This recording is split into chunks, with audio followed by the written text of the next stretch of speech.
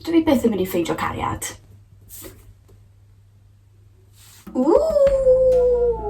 Croeso I Ghostio gyda Celyn. A nid y fath yna o ghostio, achos dyna beth sy'n digwydd I fi. Dyn ni'n mynd I wneud cwbl o bethau creepy. Yn gyntaf, ar y fideo yma, dyn ni'n mynd I cael hwyl gyda Ouija board.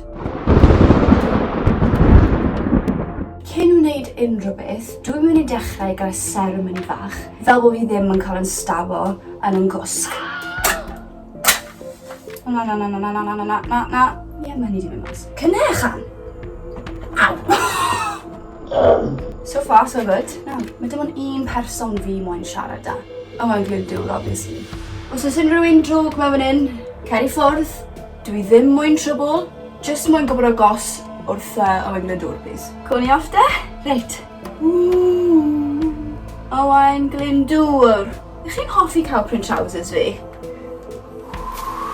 Oh my gosh, drychwch ar hynny. O ein glwydwr. Siw ma pethau o ein glwydwr. Chi dal yn upset. Pen ar spike. Falle bod hynny'n yn touchy subject. Lan at y cwestiwn nesa. Dwi byth yn mynd I ffeindio cariad. Dyna ddigon o'r gêm yma. Nesaf ar y cardiau, no pun intended, dwi'n mynd I wneud darlleniad ar fy hunen yn ddefnyddio drwg. Dyma'r cardiau a mae llyfr fach yn hyn yn gweud beth mae'r cardiau yn meddwl. Spirit guides. Gwedwch wrtho fi, beth mae bywyd fi yn mynd I bod fel. Dwi byth yn mynd I fod yn hapus.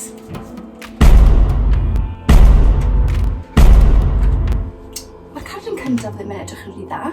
Mae fe'n gweud falsehood, duplicity, disloyalty. Fantastic. Dwi hyn ddim yn edrych yn rhy dda chwaith. Dishonest, double-dealing man. Oh, hell no! 4 pentacles. Ie, dyn ni ddim yn mynd I mewn I hynny. Dwi'n mynd I trio unwaith to. Trio cael cardau neis. Ydw I byth yn mynd I ffeindio cariad. Ond mae fflag Lloegr ar hyn, a dyn yn eistedd ar ben ei hun ar hwn. Felly, ar ôl y shambles hynny, dwi'n mynd I trio gysgu heno. A chi'n gwybod os nad ych chi'n clywed unrhyw beth wrtho fi am wythnos, mae Demon wedi cael fi. Diolch!